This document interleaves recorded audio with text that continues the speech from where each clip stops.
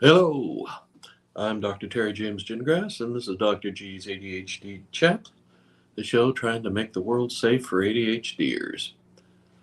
I am a clinical psychologist. If you've never caught the show before, I am also a parent of, well, we're pretty sure now it's two ADHD kids. Um, and understand, I have probably made every mistake you can make with an ADHD child because when my kids were being born, ADHD wasn't even in the diagnostic and statistical manual. That's what mental health people use to diagnose. And it wasn't until about 1980 that that ADD was put into the DSM, and then 7 years later they put ADHD in for reasons that are unclear to almost everybody in the therapy community. Anyway, so without a firm name, and even if it doesn't exist, how do you study it? And so there was not a whole lot of uh, material available, even though ADHD had been described in the medical literature in the 1700s. So anyway, so it was a learn by doing, and oh my God, why did I do that kind of situation? Uh, Pretty soon I decided I needed to find out everything there was to find out about it. So I started going to workshops and doing all that kind of stuff. And then eventually, when I thought was fairly comfortable with everything, I started seeing a lot of ADHDers in my private practice. And so I've got multiple decades of experience doing evaluations and treatment. And I will tell you, it's an interesting area to work in. I like ADHDers a whole bunch because, well, they always have pretty good senses of humor for one thing. But we've been doing a series last seven. I think it's now. This is the seventh episode on compensatory strategies for executive functioning problems. Uh, it's well known that ADHDers have relatively poor executive functioning, and it's totally a matter of neurochemistry. It's got nothing to do with uh, being a personality disorder or a behavior problem or any of that. It's based on uh, your brain just works a little differently than everybody else's. That's neurotypical, of course, and that's not a brain damage or anything like that. It's a brain difference. In certain environments, ADHDers are probably better to be around than neurotypicals. But alas, alack a day, the education system is definitely not an easy place for ADHDers to function in. It's, well, I could go off on a long diatribe about that because I don't know that it's 88, the education system, the way it's currently being run, is designed for anybody. Uh, so you have to get me in a private time to get into that one. Okay, today I want to talk about inconsistency and do some sort of general summary, general themes that we get from all this stuff about compensatory strategies. The first big one is a big general rule: externalize your executive functions. What that means is use external cues. Use your computer, use your iPad, use your watch, use your uh, a timer. Uh, have bunches of clocks on all the walls. Have and that means that you're not counting on holding the information in your head because ADHDers have relatively poor working memory, and that means that all the stuff they say, oh, I can remember that. You probably won't remember it 30, 40 minutes after you said that, or probably a lot quicker than that, uh, then that's not a sign of dementia or anything. That's just ADHD. So I mean, the big thing on working memory, of course, and in a lot of this stuff is just write it down. Get a system for writing it down, keeping track of stuff like that. Um, the Lord knows there are enough options nowadays. Back in when I was a young man, the option was paper, pencil, or pen. And that was about it, and so to this day, I use a day timer organizer for most things. I have all the Apple products you can possibly buy, so I can use those as well. But I'm still a lot more comfortable actually just writing stuff down. But that's what you have to do for all these other things. Inconsistency is because your brain changes all the time. So you need something external to keep you on task. And uh, a lot of people talk about block scheduling, and that's a one way to do it, and it's probably one of the better ways to do it. But the deal is, you have to spend a lot of time planning. You have to get it organized. Oh, I'm going to spend an hour today doing this, and another hour doing that, and then when at noontime I'm going to switch over and do this for 40 minutes or whatever.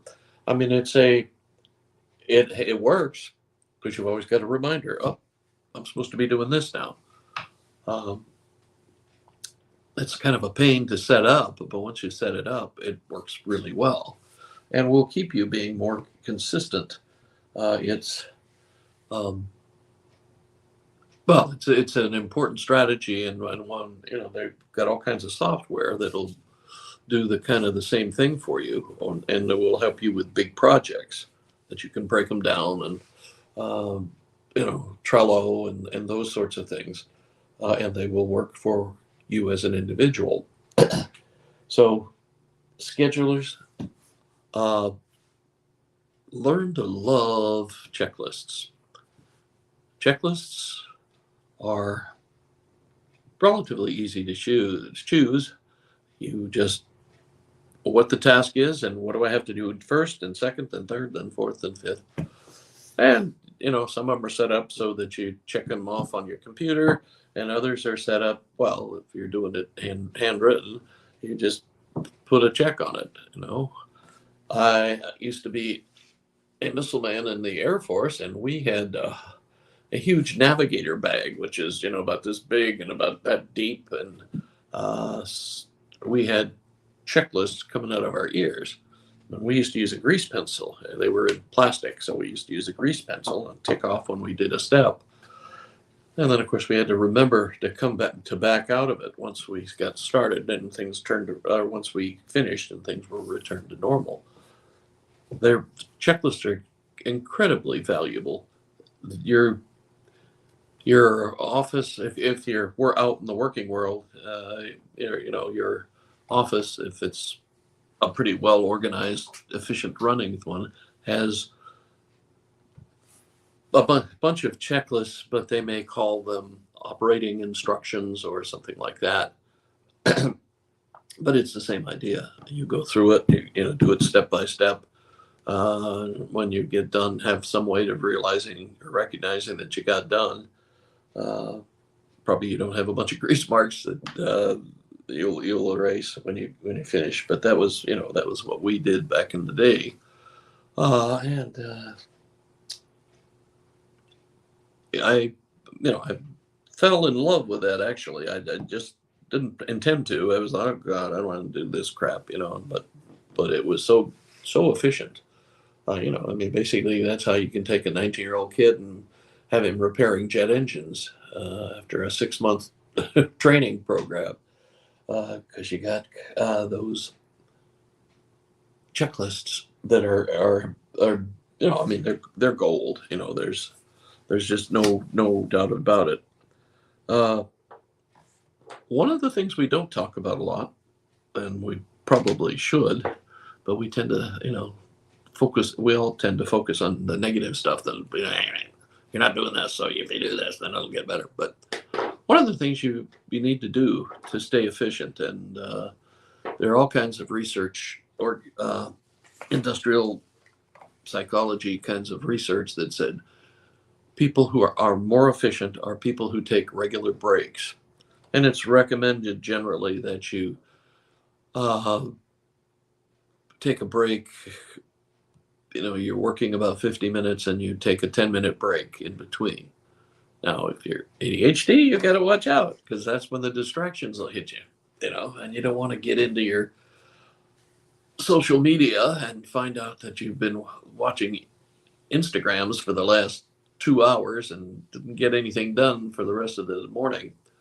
You want to set it up so that you take the 10 minutes and use it for, biological needs, of course.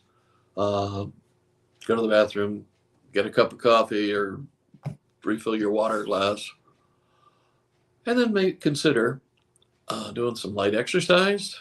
There are all kinds of chair exercises that are all over the social media. You can do some of that. You can do some light meditation. The easiest one is just breathing focus, where you inhale and hold it and then exhale slowly, and then wait.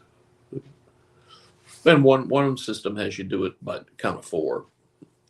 I don't like that. That seems overly structured to me, but it works for people, so do it. But every emotion you have has a breathing pattern that's associated with it. Fortunately, there's a breathing pattern for relaxing, re-energizing yourself, and that's basically your inhalation is the same length as your exhalation. That's the only trick to it. Anyway, so that's the I'm sorry, I just got a pop-up on my screen. That's one of the major things you can do. The other thing you can do, or the other things you can do, you schedule breaks. You schedule the hard stuff for the first time you get to work. You don't wait until it's almost time to go home before you schedule the hard stuff.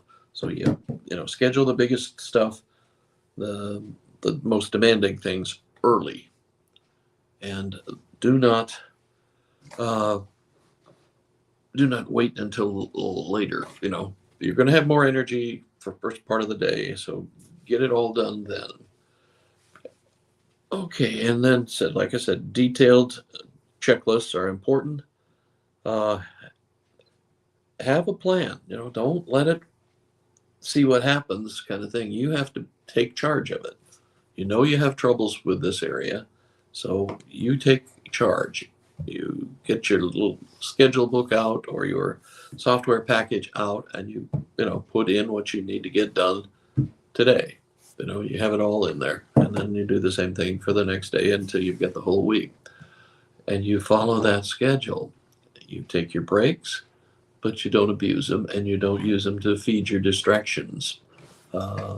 You start looking at social media, you're going to keep wanting to look at social media. We've all done it. Where did the last 2 hours go? I don't remember doing anything. So you've got to do that. And distractions, you can try to limit the number of distractions in your particular environment as much as you can. Don't have the bobblehead doll sitting on your desk, or don't have your iPad sitting there. Phone calls. You don't want, it depends on what kind of work you do, but unless part of your job is answering the phone a lot, or taking, trying to sell things to people and calling them up and all that stuff, unless that's what you do, control your phone use. Especially we have more people spamming us nowadays than I think have I know we never had this before, but one of the bad things about the internet is now anybody in the world can get in touch with you and feels raw. Well, it pays off enough. They answer enough, people answer enough, and if you've got a good line of bull, you can convince some lonely old man or old lady that yeah, I need to send them some money. You know, it's just, I think well, it's immoral and should be eliminated as soon as possible. But it's hard to eliminate it because you can't find the darn thing, fool. And so the other thing I would recommend, if you've never heard of cognitive behavior therapy, need to get with it. What we know is that your emotions they don't just emerge.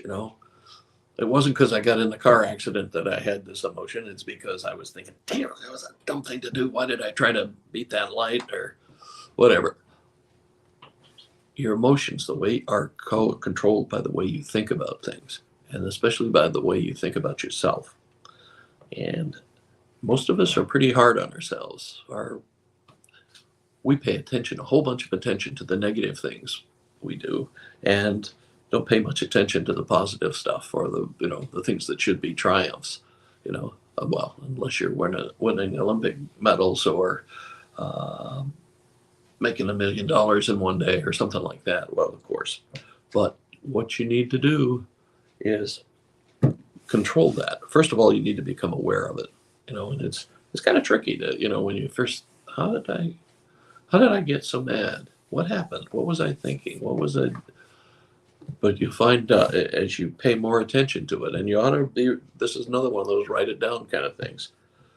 We usually recommend a 3-column. First column is what happened, what was going on. Second column, what was your emotional response? Third column is what were you thinking? How were you thinking about the situation?